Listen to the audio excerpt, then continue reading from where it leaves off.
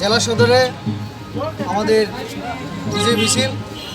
এই মিছিলে আমাদের জেলা সভাপতি বিধায়ক পরিমল দেববর্মা মহোদয়, মণ্ডলের আমাদের সভাপতি গোপাল সূত্রধর মহোদয়, জেলা সহসভাপতি মৃদুল দত্ত মহোদয় সহ আমাদের কার্যকর্তাবৃন্দ সকলে উপস্থিত আছে।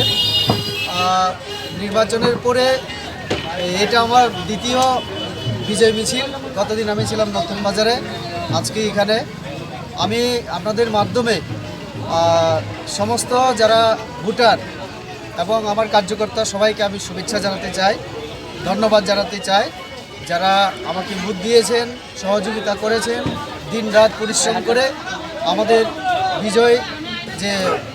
যে বিজয় সেই বিজয়কে ত্বরান্বিত করেছেন।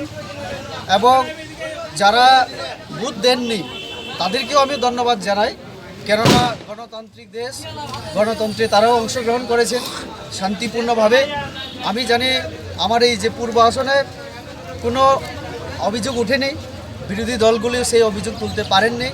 আমি তার জন্য আমার কার্যকর্তাদেরকে আমি বেশি করে ধন্যবাদ জানাই, কারণ তারা দলের শৃঙ্খলা মেনে আজকে পর্যন্ত সেরকম কোনো অপ্রীতিকর ঘটনা আমার কাছে খবর নেই। কাজে তার জন্য আমার কার্যকর্তাদেরকে আমি বিশেষ করে ধন্যবাদ জানাই। এবং আরেকটা অনুরোধ করতে চাই, আমাদের রাজ্যের মানুষ শান্তিপ্রিয় মানুষ, সবাই শান্তি এবং উন্নতি চায়। কাজে সবাই যেন শান্তি শৃঙ্খলা বজায় রেখে আনন্দ উৎসব করেন এবং আইন যেন কেউ হাতে তুলে না নেন।